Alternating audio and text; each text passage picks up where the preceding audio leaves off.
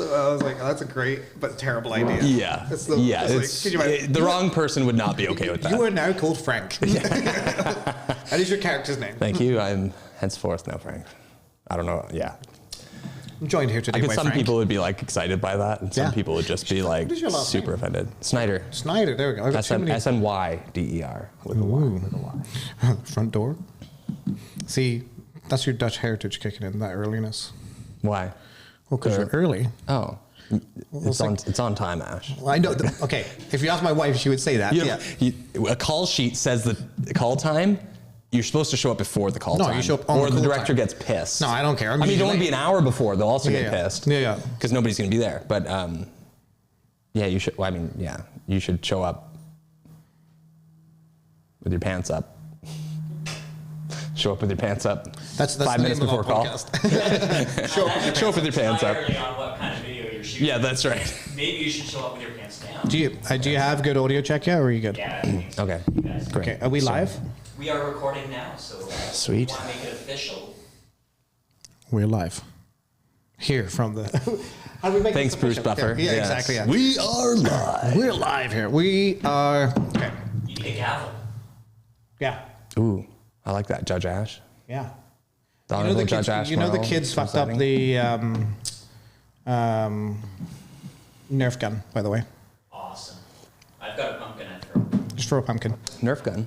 We have a Nerf gun to tell people that it's like 45 minutes in. Oh, nice. I like it. You know, wrap it up time. Yeah. Yeah. Just shoot somebody in the face and Yeah, they'll get off camera. Yeah.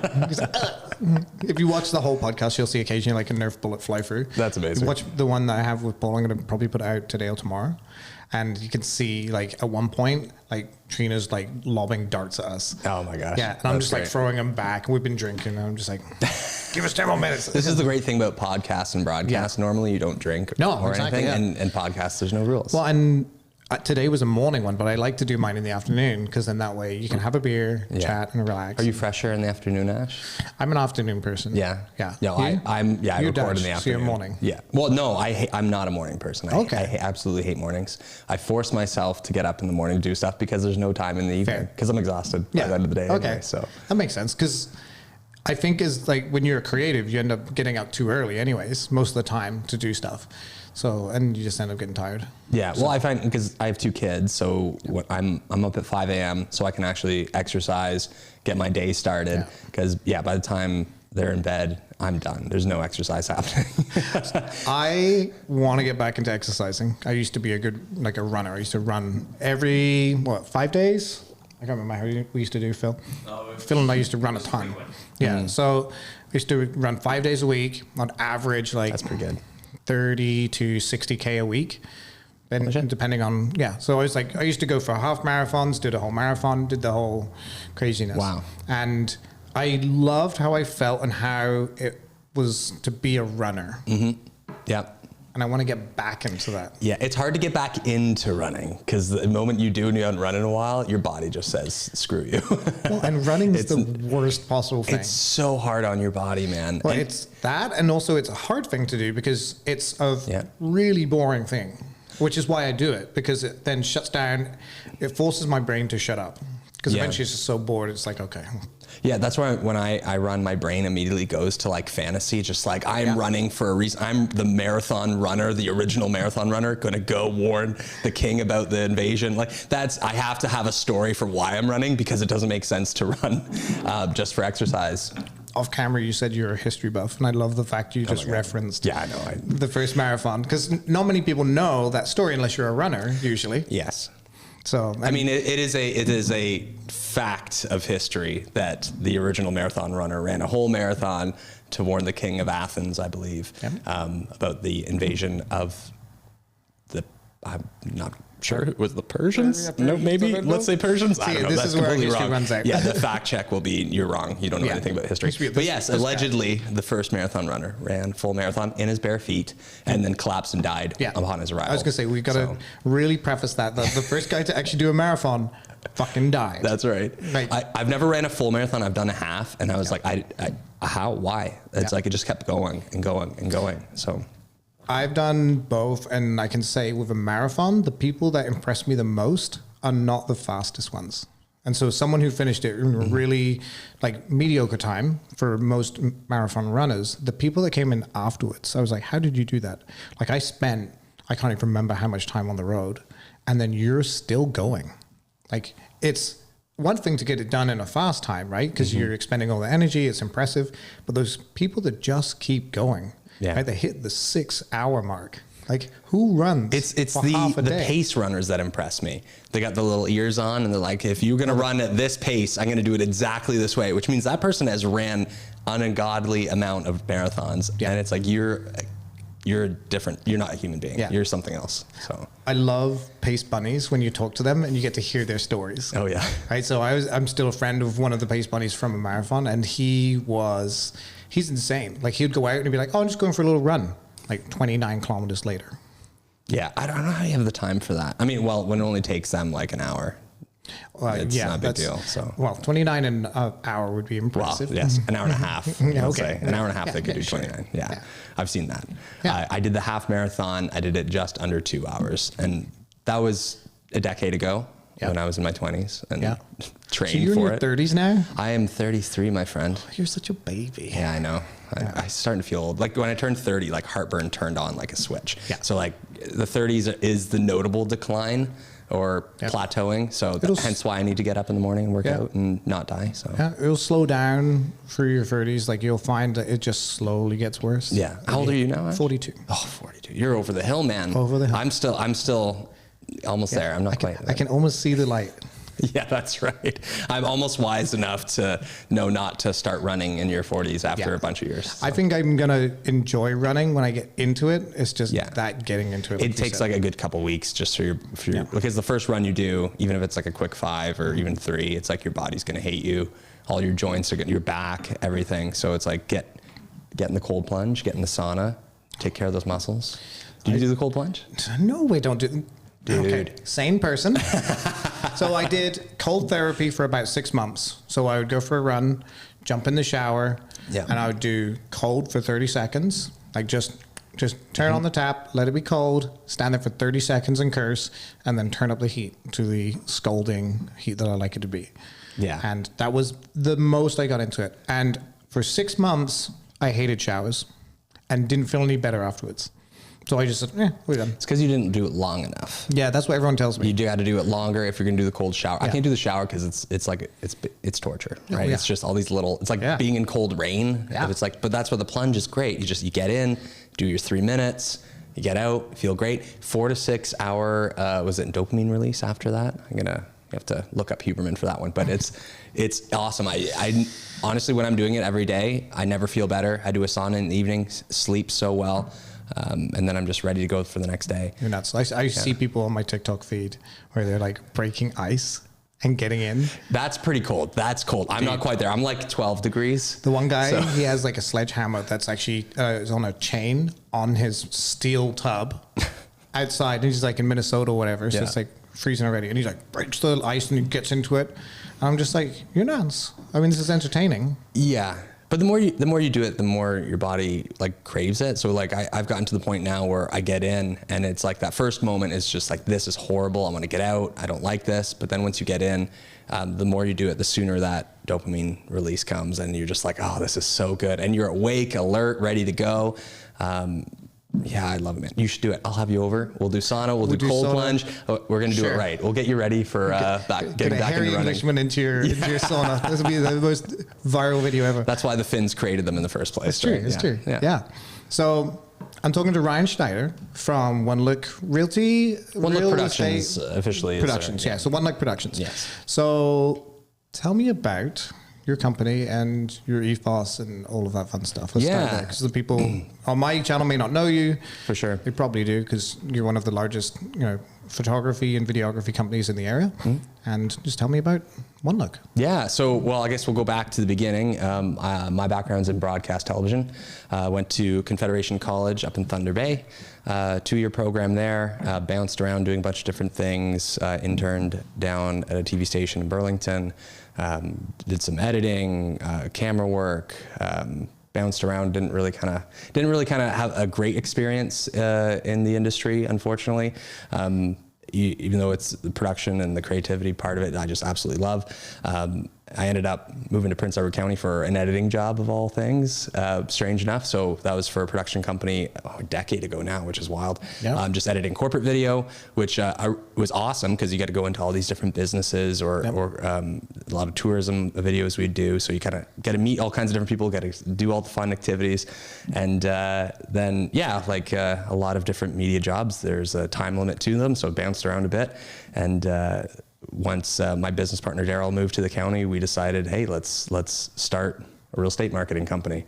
So we both actually rewind again back into college. We both had to write a business plan, and mine was on real estate marketing. I was like, hey, we could make videos for real estate listings. What a great idea! And at the time, there was some people doing them, just very simple. Like the technology wasn't quite there yet to do it to the level we are for the price we can do it for. But yeah, so we started 5 years ago. I started with the Matterport camera for the 3D tours. At the time, I did not consider myself a photographer, and we were actually pulling screenshots out of the Matterport tours to deliver for real estate agents, which looking back, I look at those photos, I'm like, dear Lord, what were we doing? But you gotta start somewhere. You can't start off with perfection, you just gotta keep trying and trying. So speaking of, you asked about my ethos on everything. It's really failure is required for success. So all of the time it's like, okay, we're gonna make a mistake here, we're gonna pivot, learn from it and grow. And that was, the first year was a lot of not happy clients, uncomfortable situations, really forcing us to grow. So I quickly learned, okay, I gotta pick up a camera, learn how to do this. Oh, okay, I wanna do it the best I can. So we don't just do single frame or HDR photography. We do something called flambient style photography. So we mix flash with the ambient, layered it all in Photoshop. Is that a word that you guys have created? No, or is that an actual word? I would love to take credit for the flambient style photography, but there would be an entire community in the world that would be angry with me if I took credit for that. So guys, I don't know who coined the term, but guys like Nathan Kuhl out of California, he's a pretty big influential guy on real estate photography. He literally wrote books on how to do it, and that's how I kind of learned to do it. Another big influence is Matt Stallone out of King City in Toronto, learning how to do twilight shoots, just really kind of leveling up the photography side, because the video side I kind of more or less had a solid background on, but kind of developing that over the past 5 years, adding in staff, growing our service area, and it's been a wild journey so far. I love this. And one of the things that I like to do is unpack kind of what you've started, how you've done it. And so we're going to go through some of those elements. So I kind of want to start with, let's start with the simplest of elements probably, because it's the most obvious of elements. Let's talk about your partnership and how that came to be, and how you guys decided that, hey, this is a good idea, let's pursue that. That's a great question, because most people, when I started, said, oh, I'm partnering with my best friend. They're like, oh, you got to be really careful who you partner with, be careful who you partner with, which isn't bad advice.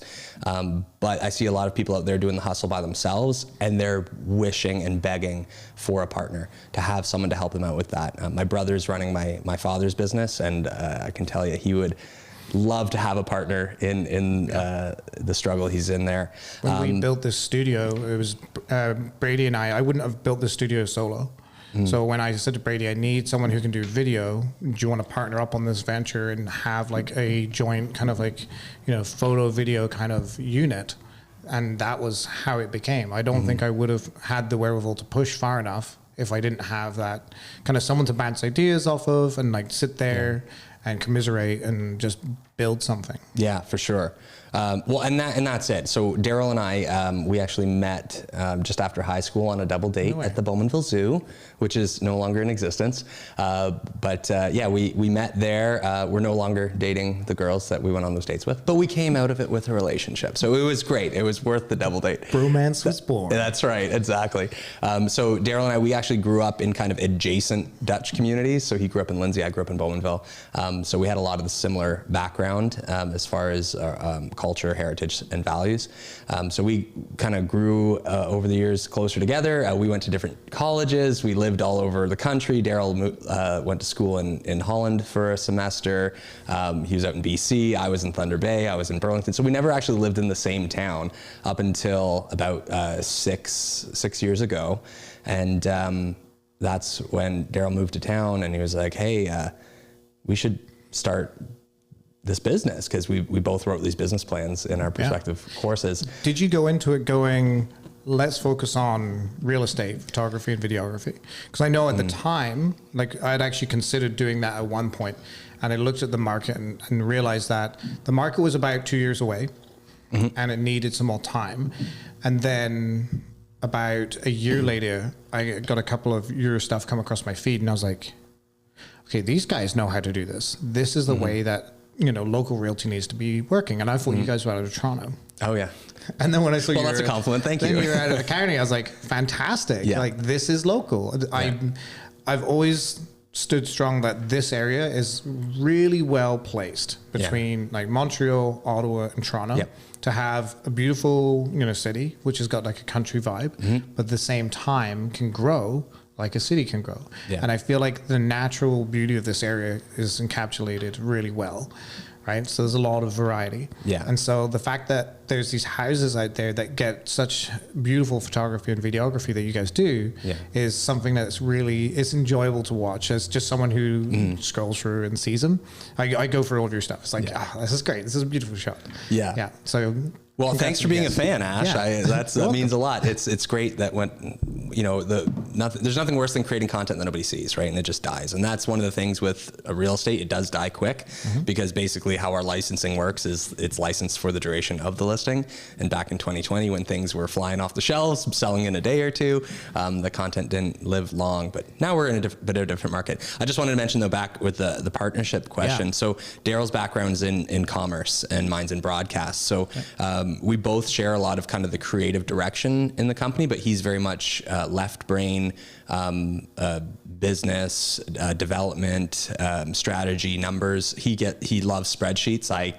My eyes glaze over when I look at them, and I'm very much right brain, creative, people, relationships, that kind of part of the business. So we do have a really unique relationship in that, one, we're best friends, so we know how to deal with each other and deal with each other's bullshit and call each other out on it. But then also on the business side, we mesh together well, where he can have this lane, I have this lane, and we've been able to work well together. He also lived with me and my family for 2.5 years, which was an interesting challenge, but I think maybe got into like one argument the entire time. So we do have a very unique relationship, and most people, that's what they comment on when they meet us. So we communicate really effectively together, and we're a good team. So that's the biggest thing in a partnership, especially in business. Not unlike a marriage. Do you trust that person with your money? That's probably a good place to start. If you can't trust someone with your money, you probably shouldn't get married to them, or you probably shouldn't get into business with them. I love the fact that you mentioned the relationship too, because that's always over, and especially there's so much to unpack here. What I want to really look at for a second is boundary lines that you guys set when it comes to business and personal, because you are such good friends already. Do you guys have a constant flow of business talk, or is there like a, you know what, it's past 5, let's not talk about work? Right. How do you cope with that, you know, sheer amount of exposure to work?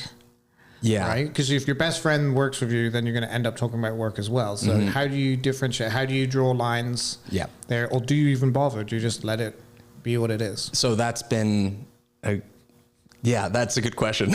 Because I think most of the time it's like when we're starting the business, it's like, well, we're working 16-hour days constantly, because like we didn't have any editors or support staff or anything like that. So we're out shooting during the day, doing sales calls, sales meetings, and then I'd be editing till like 2 a.m, which not sustainable, especially when my wife was pregnant. We just had young children, so I'm just up constantly working. So there was no real balance there, because it was trying to let's get this thing off the ground. We're putting everything we have into it. We got to hustle. Every time we're together, we're talking about it and bouncing ideas off each other, trying to grow. But then I think as moving forward, we kind of built the team, and when we were living together especially, that's where the boundaries were really hard to kind of figure out. Not only is he my business partner, he's my best friend, and he's now my roommate. So it's like, how do we figure that out. So now that Daryl has his own place, it's been a little bit better there, having some separation from church and state in that sense. But even he was over the other day, and it's, I don't know, probably 8 o'clock, 9 o'clock, and he's on his laptop and he's asking me questions about stuff. And I had to tell him, I was like, Daryl, I'm done for the night. Please, no more. I just can't. So usually it's just being open with your communication, saying I need a break from this. Yeah. But there's a lot of stuff that seems like it needs to be dealt with in the moment, where it doesn't actually have to. It can wait till the next day. But is that constant pull between, we want to get here, how are we going to get here with the time allotted? So time management is always the struggle when have the day-to-day stuff, but we're also trying to grow the business, and we're also trying to solve problems constantly. So it's, the line moves back and forth, but being just very clear with where we're at energy levels creative wise, because in the creative industry, as you know, burnout happens super quick. And when you force people to be creative, that was our favorite saying when we started the business, just be creative with it. It's like, okay, let me just summon creativity from on high and in a moment of non-inspiration. But because we're selling a product, you kind of have to, which actually has pushed us to be better. Yeah. You have a company that has multiple moving pieces, right? So you have multiple photographers, multiple videographers. How do you get to that point? So I would like to give listeners a scalability kind of action, right? So what I mean by that is, how can they go from, maybe they're working alone, or maybe they're working with a friend or a partner, and they need to get to 2 other shooters or 2 other video editors. What does that look like on the early stage, right? Like go back to the young Ryan and Daryl and say, what did that look like when we first got the first employees through, and what was your process that you kind of built out? Yeah, it's, it comes down to systems is building those constantly, but before that you need the work to expand. So it's sales meetings, lots of rejection, lots of failure, figuring out the product. What is the, what'd you say earlier? The minimum viable product. Minimum viable product. What is that? And then you can expand off of that as you grow, figure out our pricing, all that stuff. And then once we had enough work to hire somebody, we're like, oh, we can't handle this. Then it was like, okay, now we have to hire this person. And building systems from scratch is not super fun, especially in the niche that we're in, because there's not a whole lot of places that do what we do. It's custom. And so it was building all those systems, and like who's doing what role, clearly defined. What are our hours of operation? What our deliverables look like? What's our turnaround times? And how can we train our person to shoot in the way that I need to, or edit in the way I need to, because editing is very specific, exactly. And one of my college profs always said, a good editor can take shitty footage and make something beautiful, but a bad editor can take the best footage in the world and make something completely crap, right? Why does that sound like something Paul would say? Yeah, no, he definitely would say that. Yeah. So it's really kind of, I always say, kind of trying to mold them in my image, but also giving them enough freedom to kind of push and grow themselves. So, but it comes down to systems, which we're still developing, and we're in year 6 now. And as the team grows, we have to build more systems, and how can we then make those more efficient as we go? So yeah. What does year 10 look like? Oh, year 10, I'm not involved. That's year 10 in the day-to-day stuff. Year 10 for me is doing some more specific special projects. There's some exciting things coming down the way, which I won't get too much into those, but basically... You don't want to do any leaks here? The idea is focusing on only the luxury things that I want to shoot, doing some more dynamic storytelling with real estate, instead of just the simple, here's a building, because at the end of the day, people engage with people. Surprise, surprise. It's called social media after all, and people want to connect with you. So one of the products we do offer is agent intros or on-screen appearances, which are great for, like we always say, it's not for you to sell the house, it's for you to sell yourself. People see the whites of your eyes, it establishes trust, the digital handshake, right? But the future of me is moving into more of the dynamic storytelling with real estate, and maybe not so much in this niche, but moving into similar but different places, and really just having a robust team that's expanded at that point. We do have ambitions to be across the province, even the country by year 10. building those systems becomes SOPs. integral for that. Exactly. Yeah. That's right. Yeah, SOPs are the one thing I've been building out for AMP, and just how we approach, because the way that I like the idea of this agency is very simple, is we work with a lot of freelancers, right? And so as an agency, our job is to make sure we bring in the right people for the right job. And that's what makes it so agile, is before you'd have an agency with, say, 10 graphic designers, some web designers, and you'd bring people in, they would do the work there. But for us, what we want to do is build it a different way, where it's like, you know what, OneLook needs these people, right? But then, you know, Phil Barnes Make It needs this community, right? And so we build out these different kind of communities specific to the brand that allows us to tell the story in a much better way, right? So, but SOPs involved with that are huge. Yes. Because if you bring in a graphic designer, they need to know, how do you communicate? What do you expect? How do you talk to each other? You know, like all of those things. And, you know, how do we get this data from point A to point B? That's right. Well, and then it comes down to, like, you can build the SOPs, which is great, but you need to have a training program so people can onboard that efficiently. We're working on that right now. We do have a fair amount of staff turnover. We do have a young staff who do have other ambitions. So we, two of our guys, they actually, they just moved out west to do exactly what we do out there, which I get. They're young. They want to, you know, go have an adventure. I moved out west when I was young as well. But so the idea for us is build a training course so people can get on board with our systems. They can understand the niche that we're in specifically to how we do it and do that in an efficient way. I have some ideas for you, but we're going to talk about that off camera. Yes. No, please. Like I need all the ideas. I have some really like simple executions that you could do to make it very successful. So.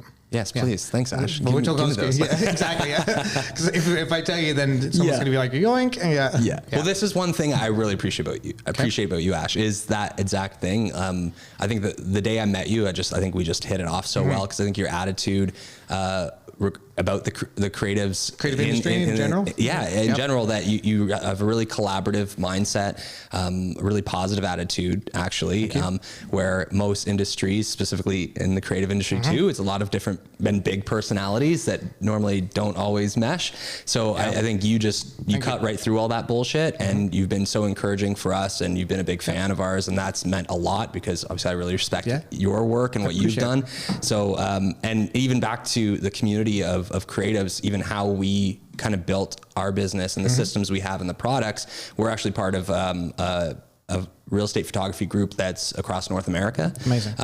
And we're also part of, actually, our back-end system, Tonimo, is created by Aerial Canvas down out of California. So they basically built a CRM for companies exactly like us, agencies exactly like us. So we're rubbing shoulders with all the other industry leaders in real estate. So it's so important to have that community of creatives, because trying to do it all yourself, it is overwhelming. Of course, you're going to get burnt out, because, you know, it's that left and right side brain thing. Most people who are super creative aren't the most organized people in the world. Exactly. So that's where the business partner comes in. That's right. So it's you need the community to support you in that, and I get that from you. I appreciate that. Huge. I think the reason I am that way is because I went through the other way. So when I came here, there was literally nobody willing to teach me. There was no one willing to tell me their pricing. There was no one willing to tell me how they got clients, right? Or anything. And so I spent years doing what every photographer does. I did some real estate. I did some wedding photography and family photos and baby photos, and did all of that stuff and burnt out. And then went and said, you know what, I've had it. I'm going to go get a real job and just work a day job. And did that for 6 months. And then my wife pulled me aside and said, listen, you're quickly becoming alcoholic. Legit. And I would rather you be happy and poor than rich but unhappy. Right? So pursue your business with a vengeance, but then just enjoy that. I want you to be there. And that's that moment in my life, like Trish absolutely changed my mindset, because I'm like, I've been looking at it the wrong way. I've been looking at it like every single person that I talk to has looked at it, and I need to change that. And so I went into it saying, I'm going to be completely open to every artist. So if an artist comes in and says, how much does it cost to build a studio like that? We'll tell them. Like, we'll tell them how we did this. We'll tell them, you know, the process it took to get the funding to do this. We'll tell you how much the funding cost a month. We'll tell you how we get the business. Because the reality is there's more than enough work to go around. And then it comes down to people work with people, right? So people like you and people like me. right? So they're two different people, and they're going to end up saying, well, I want to work with Ryan on this project. And that's okay, because that's their choice. You can't force people to like you. Right. Well, and that's there's a few things there. Like we sell this in real estate all the time. The reason you do the agent intro, the reason you get on camera is because you're not selling houses. You're selling yourself. You're selling your personality. And guess what, Ash? Not all personalities mesh together. No, I know, right? And here's the beauty of this. Here's the beauty is it's a marketable thing. Yes. A very marketable thing. And that's why we do this, like this podcast setup, is because we tell people don't actually care that much about what you do. They care about you, and they want to hear your personality, your point of view. So for realty, for example, like a real estate, rather than selling the houses, which they can still do, they should do, right? Because that's their job. But if they get in front of the camera and they talk about their favorite, house hacks or something like that, and actually just be more personable, they're going to get far more bang for buck out of their media. I always talk about this on an agency level is your cost of media, right? Your cost of media, your cost of, acquiring a customer are two really important things. So we need to know how much do we need to spend to bring someone in the door, and how much are they going to spend when they're there, right? That's commerce. That's why we exist, right? So whether you're in real estate photography, family photography and stuff like that vary just a little bit because it's purely on a personal note, but anything in the commercial world or advertising world is based on a transaction, right? And it always has to be a lopsided transaction. So the client's getting more value than you are charging them. Always. Right? They always feel like they get a good deal, right? And that's the key to making any kind of thing work. So when it comes to someone like a realtor, they need to know that people are buying from who they know, they like, and who they trust. And you need to work on those things. And that means being on social media, right? Because as you said, it's in the name, social media. And that's actually perfect for people who are like that, who are selling their capabilities to people. Right? Well, and this is especially in an industry like real estate where I don't know what the percentage is, but most of real estate transactions are due to death and divorce. So you're walking into a stressful, traumatic time in people's lives. So for us, we're coming into not a house, someone's home, where it could be a multi-generational property that they're trusting us to come in and photograph their place, which is a reflection of them in a lot of ways. So our clients need to be able to trust us with their clients. 100%. And so it comes down to trust. It's always about trust. One thing I wanted to mention though, it's kind of with all of that, the scarcity mindset people have. And I think that's why people clam up, and on different levels too. So like when I first started, one of the reasons I was so jaded in broadcast was nobody would teach me anything. And you said that, and that just struck a chord with me. Cause I'm like, no, like it was like, hey, can I sit in with you on your edit? Hey, can you teach me how you do that? Can you tell me why you're doing this? Can you tell me where I fit in this whole production? Because TV is complicated. When TV's so segmented. So Brady, and you've met Brady already, right? So Brady works somewhat in TV, but he does a lot of commercial work with me as well. And so he gets a nice blend of both. He's been on sets and he's done that stuff. And now he runs his own TV show as well as, does the commercial work. And so we have a very simple version of what they take on film sets or on TV sets, and we apply it to the commercial world, right? So we have like one grip, one gaffer, one audio guy, a line producer. The camera guy is usually the guy behind the camera. So it's not like the DOP, first AC, second AC, there's not that layers, right? So for me as a director, then I can sit there and have a connection with anybody I need at that point. Like the heads of the units are kind of the people in those units, but at the same time, it just makes it simpler and it's more enjoyable. And then someone can come along and say, oh, what are we doing here? And that's what we encourage on the set, is that sharing. And I think that's the key. And so someone like Loyalist, who's an amazing asset locally, having them being able to come in and shadow would be amazing. And that's why I'd like to get the creative industry locally, which does shoehorn me nicely into talking about building community. I feel like the creative community right now is kind of scattered locally. And so I want to build, using Slack, a hub where we can bring creatives in. So whether you're a designer, web designer, photographer, videographer, because there's a couple of reasons. First off is people like you and I, when we're trying to hire, we need to know where to go first. And if we have some kind of connection with these people there already, we've seen their work, we know what they're doing, then we can say, hey, do you fancy working in this? And bringing them in, hey, come and shadow us for a bit and see if this is what you want to do. Right. I feel like building out a community like that is going to be really key. Well, I think yes. So you're going to help me do it. So yes, there's two levels to what you just said there. So one thing is the more people know about how the whole machine is working, the better they can do their role. 100%. So on site or on the macro side of that in the industry, because I think for me coming out of school, I was like, oh, like I'm gonna be on camera or I'm gonna be an editor or do whatever. But it's like, well, how do you get there? Yep. What jobs are available? How does the entire industry work together or not? And as we've mentioned, it's not always as collaborative as we'd like it to be. Nope. So for a lot of building a community where there's a lot of these young people coming out who have all this raw, natural storytelling talent, and maybe they just need a little technical training, or maybe they've got all the technical training in the world, but they need a little bit of storytelling That's often training, the case. which is surprisingly, and you know, you're a natural, excuse me, you're a natural storyteller, I believe. I am as well. I grew up just telling stories. So like the technical side was really attractive to me as well. So it's like, okay, I can mesh this together. But if we have more people in this community who can direct some of these young people coming in and be like, hey, these are the different options for you. Because like whether it's like, hey, you're young, you got really, you want to just try everything and figure out where you want to go, or you have an end goal to be like in a bigger movie set or something like that. It's like, okay, well, get all these contract jobs or one-offs as much as possible. Or, hey, I'd like to kind of work in my hometown, have a regular thing. It's like, well, hey, OneLook has positions for that. Like we offer salary benefits, regular work, training, and all of that. It's like, for me, that would have been perfect for me coming out of college. In the creative world, that is a rarity. Yes, it is. And that was part of my experience too, because it was like contract to contract to contract to contract. Even my internship was quite long with contract based with an end, right? And there wasn't something afterwards, which was one of the frustrations in my experience. But it's having.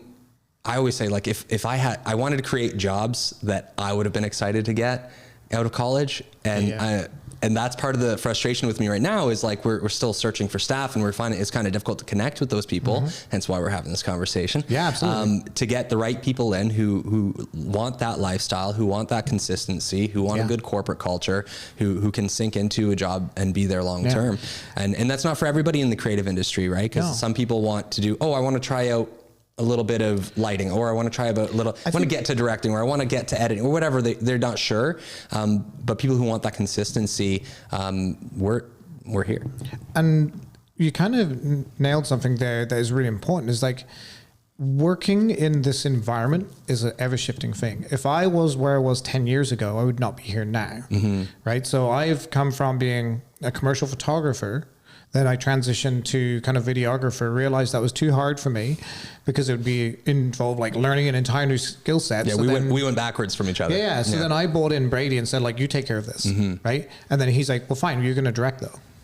I had no idea how to direct. He's like, it's just like photography, except lose the camera. Yeah. Which is kind of honestly true, right? So it's the same kind of thing. And then now transitioning from all of that to basically a creative director in an agency, right? So where I sit down and look at brands on a different level, where I'm sitting there looking, going, will this attach to your audience? Will they understand it? How do you get to them? Like, what is the best way of doing it? And often the simplest way is the best way, right? But it often requires a lot of removing layers to get to where we need to work.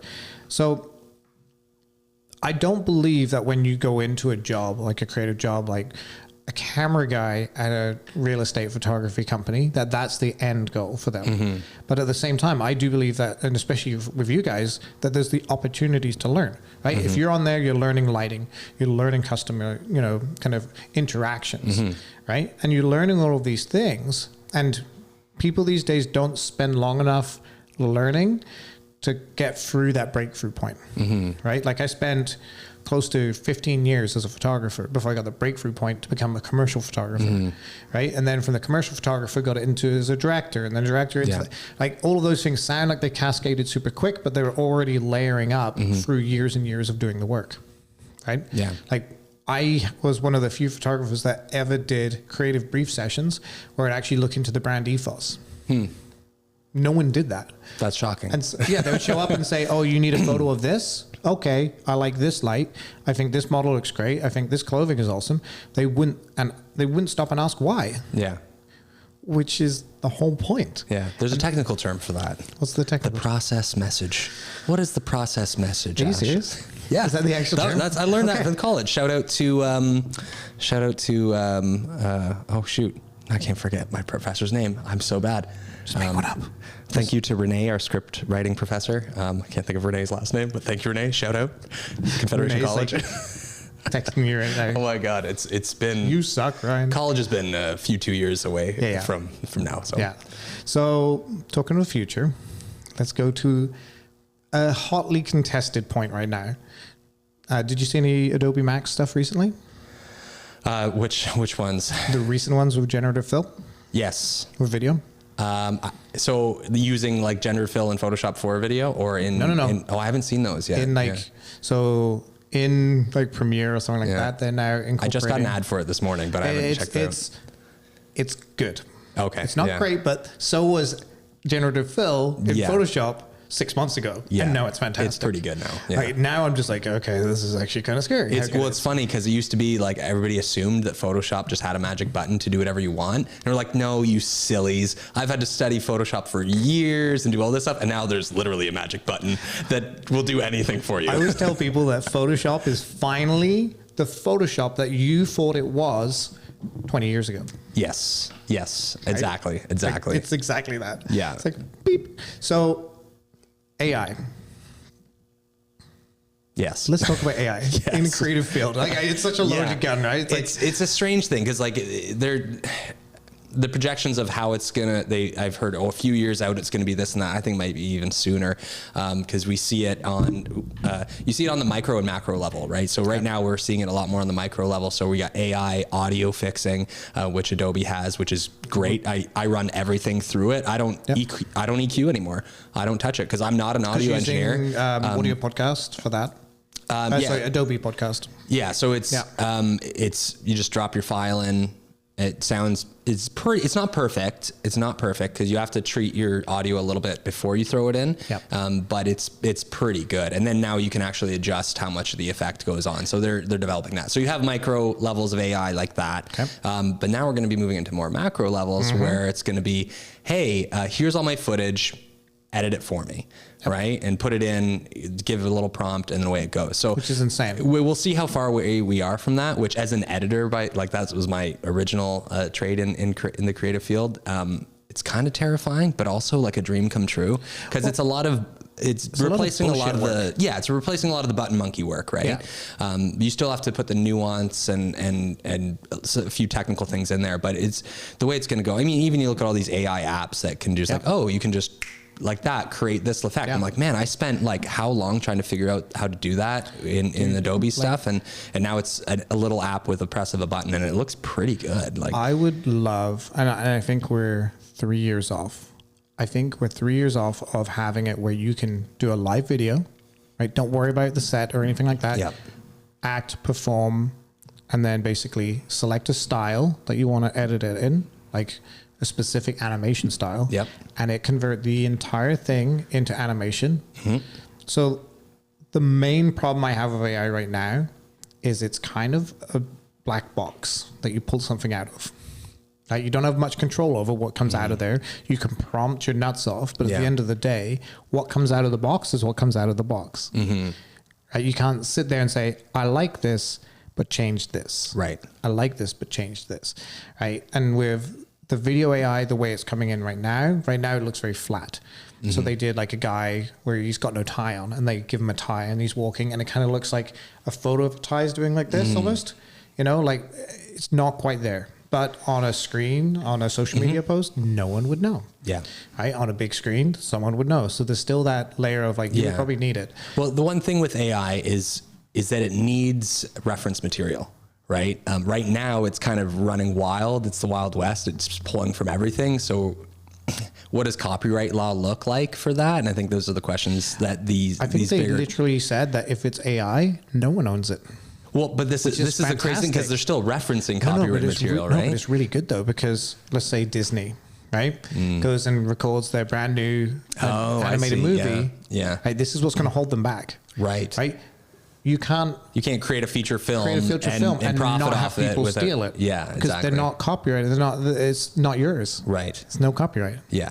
But even on the micro level though, right, of AI, you still need reference material. So you still, 100%. and that's where I like, a lot of people can be very fearful of a lot of this technological change, but that's with every new advancement, right? When DSLRs came out, photographers were freaking out, you know, it's like, oh my goodness, it's the end of everything. So it's you're like, talking to a guy that's gone from film all the way to now. So I was a professional shooter in film days. Did you ever edit linearly with like tapes? Did you ever do that? No, I didn't do that. Oh my God. I was always photography, right? We had to do that for a college assignment, and I refused to do it because I was like, why would I do this? Yeah. We're in the digital age, but in Thunder Bay at the time, they still didn't even have an HD transmitter at the TV station. So it's kind of dating myself a little bit, but it's, I'm welcome the new technology, like even the hardware that we have now too, right? Like look at what DJI's put out with gimbals and drones and all these things that we use that are pretty affordable for the quality that we're pumping out. It's unbelievable. But I'm not afraid of a lot of the AI stuff because you still need storytellers. Yes. You still need the stories, and it can create something fake. But when you're trying to market something, what people are looking for to establish trust is authenticity. Yeah. People want a genuine connection, a genuine story, and AI can't create that for you. It's in its name, artificial. Yeah. So whether, it can look like this, maybe it's easier, you can make production a lot cheaper, all these great things, and maybe there's more competition because of it. That's just how the industry's changing. But at the end of the day, like, how are you telling the stories to genuinely connect with your audience? I can't wait for AI to decentralize the cinema-based industry, right? So right now, if you want to make a movie, you need at least 10 mil to make it any kind of decent movie, right? You've got to have all this access to stuff. Yeah, that's low budget.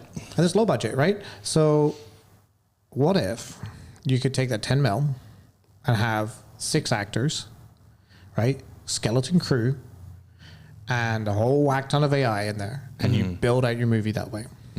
That would be you could pay your actors what they deserve, right? You could have back end deals on those things as well for crew and for the thing. Because the thing is right now is you see all this going on about writers and actors, but there are entire teams behind them who go out and they do their one-time things, right? And it's a very scarcity mindset because they don't know where the next job's coming from. Yeah. But if they were able to say, you know what, when I start and I go into this and I'm making, Joel 17 or whatever it is, right? There's a cut of that goes to you. I think that's the way the cinema needs to roll, and they need to change the way that they do things. And the budgets, I'm sorry, have just got to get slashed to make them better, because they're so bloated right now that everything is so slow, and the story has to be perfect. I'd rather see an imperfect story go out, executed well, and then them learn from it than never having got started. Like look at Boondock Saints. It's a great example. Great movie. Fantastic movie, because they had all this heart, but they were scrappy about it. The second one was an atrocity. I haven't even seen it, but I have no desire to watch it. I have no idea. Willem Dafoe made the movie for me. Unbelievable performance. I don't need to see any more. Yeah, exactly. And for him, he was just going into an indie movie. Yeah. Right. So that is where I feel like good cinema is going to come out. Right. There's a reason that Tarantino limits himself to things like, I think it's gone up. It's no longer 50 mil. I think it used to be 50 mil per movie. That's his number. And he would go out and make a movie based on that. And then you had like little to no control over it, and he would do what he wanted. Yeah. Right. That's the key. Yeah. Well, and there's always, I think it comes back to authenticity, right? Yeah. So like you look at that movie, and what do you remember about it? I just said Willem Dafoe's performance in that was unbelievable, right? And if that came out like, oh no, even if it was animated or it was AI, it would have been like, oh, that kind of cheapens it, right? Yeah. It's this artificial thing. It's this fake thing. What if the main actors were there, but then the rest of the background? Sure, totally. Actors. That's what I'm saying. It's like, you don't need a mile long blue screen to create something anymore, right? Which great. So now on the industry side, you got a lot of people who are upset because you say, oh, there's job losses and this, that. But it's going to push you up the creative ladder. Yes. Right? Like if all you're doing is holding a light stand or making sure that coffee gets delivered to the director, now there's opportunity to go into a smaller team where you get closer to that story, right? And that's the key, is you want to be close to that story, right? Like the director has this idea, but then if someone like an AD steps forward and says, hey, have we ever thought of doing this? And suddenly we've got that story that becomes a collaborative effort, not just singular. And this is also why indie film is still a thing, though, right? You don't, like, okay, you have your big blockbusters with crazy amount of CGI and all this amazing stuff, which is, okay, that's a whole different thing. But indie film is a thing because it's not about, like, there's the cinematography, the just the really raw storytelling elements using these fundamental tools, and that's why it's never going to die. So the big blockbuster stuff may change, like what's the Avengers universe going to look like with all this. It's just going to keep getting more and more wild, which, you know, there's merit in that and there's a place for it, right? But it's never going to replace a movie like the Boondock Saints, right? No, exactly. It's never going to replace some of these classics where there's such heart and soul and story that people want to hear. And I think when you get, I mean, I'm not a purist by any means, but when you get into the big blockbuster Avenger style stuff, it's like, well, yeah, there's an element of plastic, a basic, you know, primary color to it, right? And there's a place for it, but it's very different to something that has a message underneath the story, something that is so culturally relevant and just basically entertaining and connecting, which you can connect on a human level. Yeah, and all the different stories get you in a different way in a different time. Like you never sit down and watch a movie based on nothing, right? You sit down and you're like, I feel like this tonight, right? I want to watch an action. I want to watch a thriller. I want to watch all of these things are a specific choice that you make, and you've already started the story in your head, right? And that's the thing people forget. It's like you start a story in your head before you turn on that story. You just need them to guide you through it at that point, right? And that's why you'll go into a movie sometimes like 10, 15 minutes in, you'll be like, okay, this is not hitting it for me in the next movie. Right? And that's the story that carries you through. Strong story will survive. I have no doubt of that. I think that the human element is going to always be there. And like you said, the reference material, I think we need to change the way we do AI referencing. I think there needs to be a database that you can say, pull from here. Right? Like pull from this database here, right? Add in these photographers who get paid to put this stuff on there. Add in these videographers who get paid to put this stuff into there. Well, this is going to be the interesting part about the future of AI legislation. Like, what's that going to look like? Because even it's only been 10 years or so since they actually changed what photographers are from a technician to an artist, which completely changes our legal situation, where now we by default own the copyright to all of our stuff we've created, which is great. Before it was like, oh, you pay me for this, I created for it, you own it now. Like, that was crazy. So that was only I think it was only 10 years ago. It was recent, because I know like a lot of the times I'd get contracts and I'd send out my contract and then they would like scratch out the photographer has copyright. And now I'm just like, you can scratch it out if you like. That's still the law. Because at the bottom it says it must, pertain to the Ontario laws. Right? But that was a huge win for creatives in this province. Is that provincial or is that federal? I don't know, to be honest. But anyways, with AI, it's going to be really interesting to see how that works, because when everything is like, it's accessing the internet. The internet accesses everything. So how can you even put the genie back in the bottle in that sense, right? And I think it's one of the more milder reasons that a lot of people like Elon are saying, hey, let's put a pause on this. We got to figure this out. How is this going to change? And I get that. I get the concerns for a lot of people in the industry with it as well, because is it going to be too fast of a change? I'm not afraid of the change, right? I'm sure there was a lot of people when the wheel rolled around, they were not too pleased. Or even a better example, when automobiles were first invented, they were like, who's ever going to use this kind of thing, right? The whole equestrian industry just basically shut down within a couple of years. So I understand that part of it. I'm not sure. I don't know what that looks like. I'm not an economist. I'm not one of these guys, but there needs to be something. I am interested to see how the governments decide to actually deal with it. I think it's just human evolution. We just tend to be that way, right? Like, it's Henry Ford, right? He said that if I asked the people what they wanted, they would have said a faster horse. Right? So that's exactly it. Is we're in one of those moments, right? I always tell people is that AI is basically a calculator, right? Like back in the day when you're going into school and they're like, you'll never have a calculator in your pocket. Haha, to my math teacher. I absolutely do. And it's far beyond what you can expect, right? So it can do anything. And now we're at the point now where I can literally take my phone, and just hold it and do a camera shot of something and say, how many of these are in here? Or, you know, it'll do the math. It will figure out all those things quickly now. And especially, I think the next big iteration for phones isn't going to be a faster processor or anything like that. I think it's going to be integration of AI. Yep. I think being able to talk to your phone. Are you already finding... Combine that with wearables. Yeah, I think think of how you interacted with Google before. Yeah. Now think how frustrating it is to deal with Google. Yes. Oh, dude, it's not iterative. No offense to Google, but I can't stand their interface. Well, I can't stand it. It drives me nuts. So I mean, I'm an iPhone guy. Yeah. So I mean, that's Apple, right? I'm in the cult of Apple. Yes, I'm a strong, longtime member. But one of the things I love about it is the ease of flow, and that was, I think, one of Steve Jobs' whole things, and even in the old headphone jack, which they got rid of course. But the click that they put it in is all about that experience, user X, right? And that's my prediction for AI. With we're not going to have this box. It's either going to be a wearable. We'll have screens, but there'll be microphones everywhere, so you can interact with it seamlessly.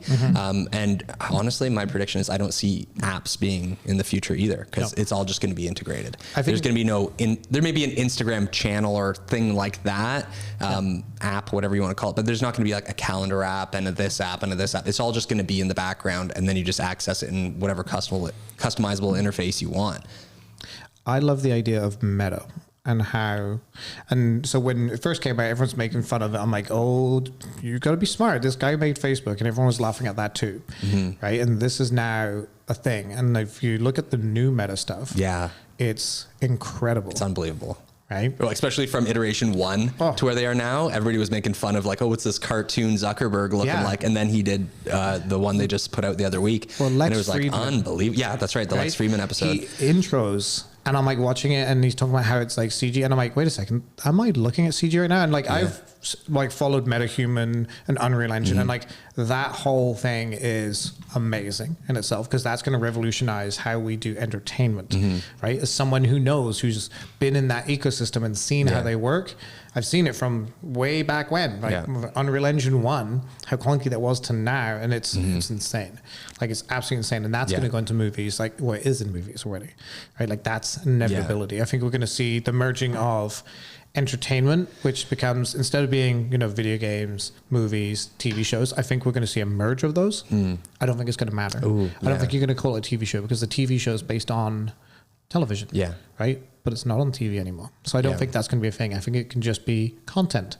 Right? Oh, that just happens to be an hour and a half, you know, long episode of like, I don't know, next Star Trek or whatever they're doing. Right? Well, I think it's interesting how film and television has kind of predicted a lot of future technologies. They predicted their own demise. Well, the scarier stuff like Terminator, but I'm talking more like Star Trek, when they pull out their communicators, right? Their little cell phones, which basically is what they were. Like we have these, like you wouldn't even like the first cell phone was a backpack. Like how could you even think about, but it pushed that imagination, pushed the ingenuity to get there. So when we see other movies where it's basically AR and VR integration of entertainment, what is the one movie, Gerard Butler, where he's controlled by great movie. I love that movie. Guilty pleasure. It's just the concept of it is so fascinating. Well, I think, right? Because then you're in the right age bracket too, as people who have grown up with video games as a main source of entertainment as well. That is amazing to see the blend of like the old medium and the new medium coming together. And then also, where's this going to go? What could this look like? But let's make it violent. And that's where with AI, we now have the computing ability to kind of figure out how to do that. Now we're just kind of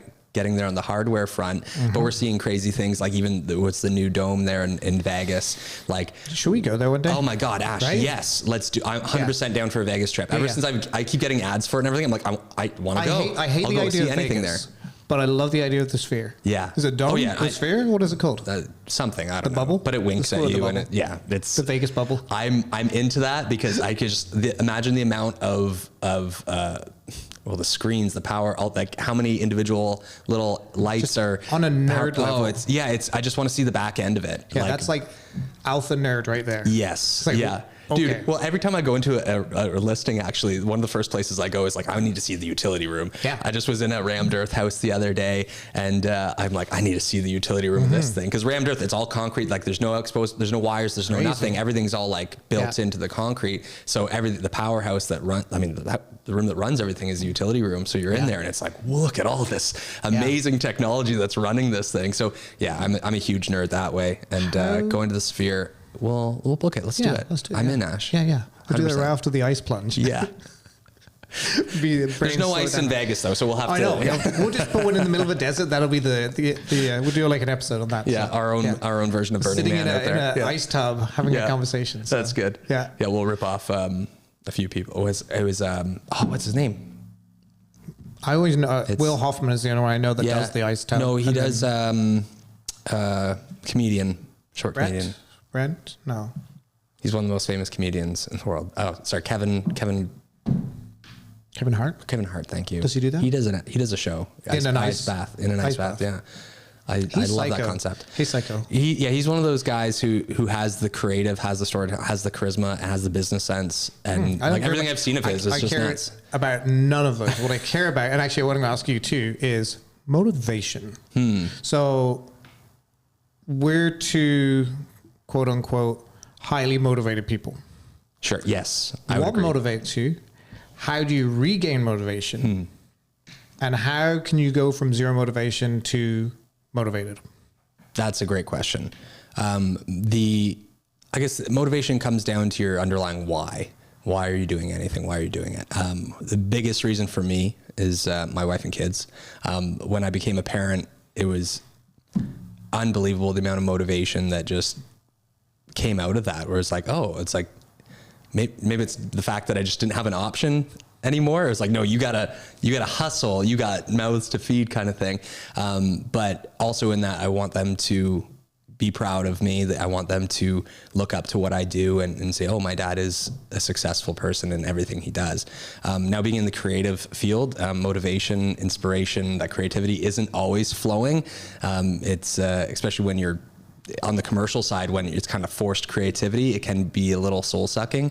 So when I'm in those moments of just like, oh my gosh, I'm in this edit, I'm just B-rolling this video, which can be so tedious and painful because like I just need a relevant shot and I'm searching through it. It can be very frustrating. So you lose that gusto pretty quickly a lot of times. So the biggest thing for me is like, just get back out with the camera and do some non-commercial, just for me, creative stuff. So whether that's creating a fun reel, whether it's just going out getting some nature shots, pulling out 300 mil and just getting some cool architectural stuff in the city.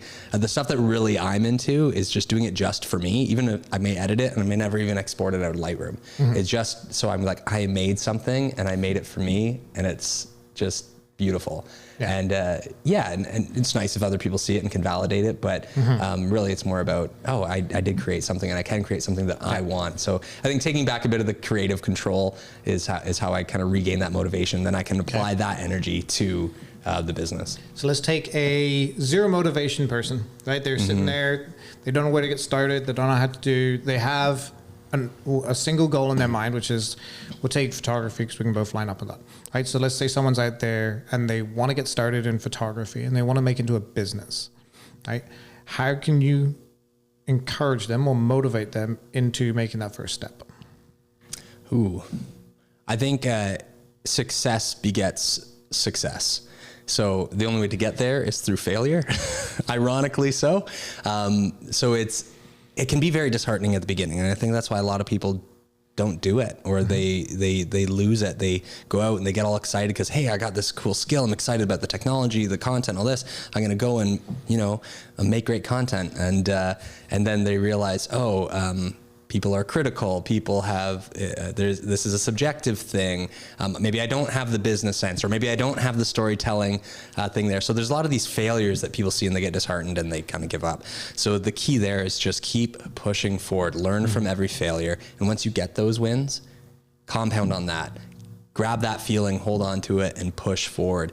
Keep creating stuff. And if somebody, honestly, it's like not taking the criticism too heavily either. Yep. Take the good from it, but if somebody's just being a dick, like learn to see the source. Ignore it. Yeah. I always tell people is like learn to see the source quickly, right? So I always start with a very simple thing, which is I look at the person that's telling me this and I'm like, do I want to have what they have as far as their life goes? And if I don't, then it actually doesn't matter that much. Yeah. Right. And I need to keep focusing on the people that are focused on that. Right. So if I want to be, you know, say you want to be a philanthropist. Oh, it's too early for this word. Say I want to be able to do that. Well, guess what? You know, I'm not going to go and learn from the businessman who holds onto all the money, who pays his employees not enough. Right. I want to find someone who's building a company, who's like people first. Right. And I want to build out on that. And that person now has more power when it comes to input. So when they turn around, they're like, wow, you know, I do this with your employees, like take them out for dinner or something like that. That means a whole bunch more than not, right? So like find the source and make sure the source is where you need it to be, right? So a lot of people on the internet like to get behind the keyboard and then critique, right? So you start putting out your work and you get a few people like, oh, that's awesome. And like I had rest in peace, Joe Belanger used to be my biggest fan. And I met him once at Walmart parking lot. And it was just like passing by, hey, how's it going? Yeah. But literally he's one of the inspirations I've had for how I treat creatives locally, right? It's like, I want you to succeed. I want to see more of you guys and see you grow, right? And that comes from a deep place of wanting to see success, right? So when someone like that comes to you and says, hey, you're doing a great job, awesome. Keep that, hold on to that and move forwards. Yeah. Right. There might be 7 posts of people saying, you suck, this angle's wrong, blah, blah, blah. Then go look at what they do. I always start when people like criticize like podcast content. I always start by like, oh, show me some of your episodes. Oh, totally. Because they don't have any. Yeah. Right. You're never going to get criticized by someone doing it at a higher level than you. Yep. They're going to be offering you advice. Well, and that's it, right? It's how many times when you post a photo, everybody's a photographer, right? Even our clients, it's like, I'll respect your opinion. I hear what you're saying, but usually they don't say it the right way. But what are you trying to get at? What are you trying to show? And that's where our it's the tough thing, right? Because it's art is in itself non-directional, right? It becomes. So I always say we're kind of in the business of propaganda because 100%. Definitionally wise, like what we do is art with a message, with a purpose, with trying to tell people something or communicate something. So it's base level propaganda, not mischievous propaganda. That's what marketing and advertising is. And sometimes you have to kind of sacrifice a bit of the creativity to accomplish what the client wants. But what I found the big thing there is being confident in your abilities and what you're actually doing, holding on to the positives that you know, like, I know I'm a good photographer. I know what I'm doing. I know why I framed the shot the way I did. I know why I did all these technical things. And usually what the person is saying is because I just wanted to feature, say this, and it's like, oh, well, I actually have another angle of that or something. So it's being confident and directing your clients a lot of the times, which can be scary and difficult, especially when you're starting out in a business. When you say, no, I'm the expert. And one of the big pet peeves for me is when people say, I trust you, you're the expert, but, and it's like, okay, everything before the word but doesn't really matter. It's exactly. But so what I've found over the past years is my confidence has increased through a lot of failure, but also a lot of successes. And when I can say, no, this is actually what you want, it actually gets more points from your clients when they're like, oh, this guy knows what he's talking about. 100%. I can trust him. I don't need to worry about, I don't need to micromanage him. I don't need to put my creative input in because I see his vision. And a big part of that is just really communicating that with your clients and taking them by the hand and leading them. So even with, I know I'm kind of going all on tangents here, but I always tell our staff, it's like, no matter what role you're in this business, you're in a leadership position. Yes. You're dealing with clients in any way, you're leading them. Yep. You're say you have a teammate or a team, someone you're doing a shoot with or even editing with, you're still leading them. So it's, and that leadership comes, you have to have a level of confidence to do that. And how do you become confident? Through having those wins, having those successes. But the only way you can, again, have those successes through a lot of failure. So to summarize, for an easy clip for people, your method of motivation for going from 0 to hero is very simple. You cannot learn without failure. And you should embrace failure as soon as possible to be able to find those breakthrough moments. When you find those breakthrough moments, embrace the positive, double down on that positive, and then grow from that and learn from those prior moments. That's exactly it. That's exactly it. Oh, that's the TED Talk of OneLook on how to run. I'll say I would be kind of based off like a lot of Jordan Peterson's first rule and 12 rules for life, which is stand up straight with your shoulders back, be a lobster. Which lobsters when they win a territorial fight, the one who wins gets stronger and the one who loses gets weaker. Okay. And that's something we can learn is like when you have successes, gain that confidence. Yeah. But when you lose, if you just get weaker and you diminish, that's not good. You got to use that to learn how to win the next one. Yeah. So it's, and even when you're not feeling that confidence, it is coming in and physically, even just standing up straight with your shoulders back kind of exudes that confidence, and it's going to change how you feel. It's going to change how people see you around. So there's a few little life hacks you can do there, tricks, but that's essentially it is like double down on your victories, learn from your mistakes. I always say to our staff, like, if you make a mistake, don't feel bad. Just bad enough not to do it again. Just that sweet spot right in there. Don't beat yourself up. You're missing a key point, which is own it. Yes.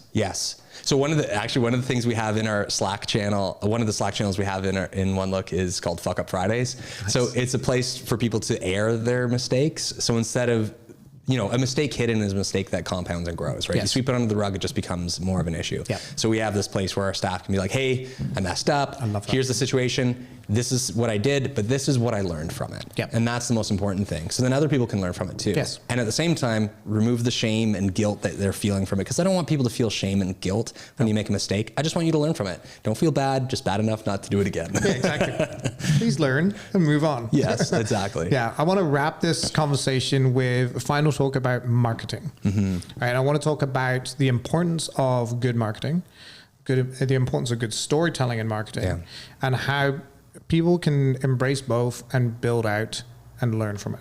Mm-hmm.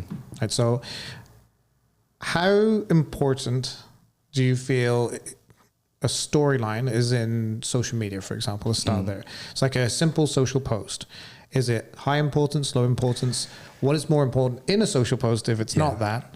And then when it comes to advertising and marketing, how important is the storytelling in that creative? Sure. Yeah, that's a great question, because I always tell our staff, no matter what you're doing, every single step of the process, you are telling a story. Mm-hmm. Even a single photo, one frame, what is it trying to tell me? What is it telling? And that's part of the broader story of what we're trying to say. So even in it's just a photo set of a house, it's like, well, what's the story we're telling? Sometimes it's a very simple story, but you need to understand that story arc. There's a beginning, a middle, a journey, an end, and that people can, and what are we trying to tell them by the end of it? Yep. So with real estate, it can be very simple, which is here's the outside house, and this is kind of the pathway through it. This is how it all connects, and here's the end of it. You can think about it. If you just saw all the photos in random, it'd be like, well, where the heck is this? Where's this bathroom? I was just in the kitchen. Why am I, is this the basement? I don't know. Yeah. So it's not just a part of like the creative to have there's a nice story that people connect with. It's essential for people to connect with anything, because everything we do is storytelling. When you communicate with somebody on a very basic level, you're telling a story, you're telling a narrative. So if you don't understand what that narrative is, you're not unsure of what the story you're telling, it's just a bunch of nonsense and nobody's actually going to connect with it. Yep. Okay. And so social media. How organic is organic? Like, because obviously we're paid a lot to do different kind of social media videos. Right? You can do this completely naturally, or you can do it with people, right? So where does it sit on the scale of where it should be in the media sphere, I guess? What role social media plays? Yeah. So where do you feel like? Because I feel like social media is always, people are looking at it like it's advertising. When I feel that they need to look at it like it's an article in a magazine versus an advertising. So how I approach it is I tell people it's your new landing page. Your Instagram, your TikTok, your whatever you're using, that's your landing page. Because yes, you have your website, which is great. Most people don't get there. They're not going to see much about you. Even not everybody's website, not all websites are created equally. No. Some are more informative than others. People don't read, so they're not going to read your lengthy descriptions. They're not going to look at it all. Your photos may be pretty great. We get a general idea of what you are on your website, but they go to your social media, they go to your Instagram. You can pin stuff, which is great. They want to see I'm looking for people. Yep. So I want to see a face. I want to hear people talk. I don't want to read. We have a short attention span in our culture right now, if you haven't noticed. Really? Yeah. But it's so integral to getting out your process message, getting out who you are, what you offer, your values, if people can actually connect with you. Because if you're just showing the products, great, but it's like, well, still, I don't know this person, right? People aren't going to do business with people that they don't trust or know. It's like in every industry, it's all about who you know. We hear this all the time. And on a fundamental level, it is. Yeah. And that's what marketing essentially is. How can I reach out and build a relationship with my prospective clients? And how can I show them a bit of my personality to establish trust so they can say, oh, okay, oh no, that's Ryan from OneLook, or hey, that's Ash from AMP. Like, I know him, I've heard his voice, I know what his vibe is, and I think that'll mesh well. It's going to actually save your clients a lot of time and money, and it's going to save you a lot of time and money, because you get down, say you got a couple meetings in, you've written a storyboard, or you've gotten to this whole point, and all of a sudden it's like, oh, well, the creative is just not lined up, the personalities aren't lined up, we're just going to throw it out. What a waste of time. Yeah, on everybody's, even if there's a payment involved in there, there's still a humongous waste of time and effort. Yeah. Well, how I say it to my real estate agents is like, you see it obviously in real estate, it's like there's a lot of people doing the same thing with very similar offerings, right? They do the staging, they do the photography, they do the video, which is all great. But at the end of the day, if the personality doesn't mesh with your seller or buyer, it doesn't work. And I've asked a lot of agents this, and they've confirmed this. There's many times they've done the deal, made good money, but they wish they never got into bed with that client. Because it was hell on earth. It took 100%. Up all of their energy. It took up 90% of their energy, but they got all their other clients got to share the 10% left. So it's even if you're making money, it's still not worth your soul, right? So the more you can connect with the personality side on social media, it's social media, which is connecting with people. This is the new place where people are going to really do their research, see who you are, what you're about, what your offerings are, and ultimately what your values are. Yeah, exactly. And that is a beautiful way of summarizing the best way of doing social media, right? That's the honest truth there. So where can people find you? Where can they learn more about you? Yeah. All of that fun stuff. Yeah. So speaking of social media, check us out on Instagram, OneLook Real Estate. My personal page, Ryan Ben Snyder, if you want to follow me. GetOneLook.com is our website. We have online booking there. Give us a call. We have a great team that can guide you through your media needs for social media, for listings. We also do corporate work as well. Give us a call. We're raring to keep going. We love what we're doing, and we have a great team, which makes it great. And we have a great creative community, which we feel so supported in. And we're looking forward to a great future here in Bay Quinte. Awesome. Thanks, man. Hey, buddy. This is great. Not bad, eh? Dude, that was awesome. Yeah. That was fun. Yeah. Man. Yeah. I felt great. Yes. I was pumped to it today too, because I was like, I'm trying to get my thing going. I'm like, this is gonna be a great way to pop my cherry and just kind of get in there and honestly, it's just doing it. Yeah. It's just rinse and repeat. Well, and have the natural conversation, because so often, like I found it even just recently, like I saw a video of myself from a year ago talking to camera, and it was I was doing a prompter, and it's just like this fucking bullshit. Your presence, and so here's what I've discovered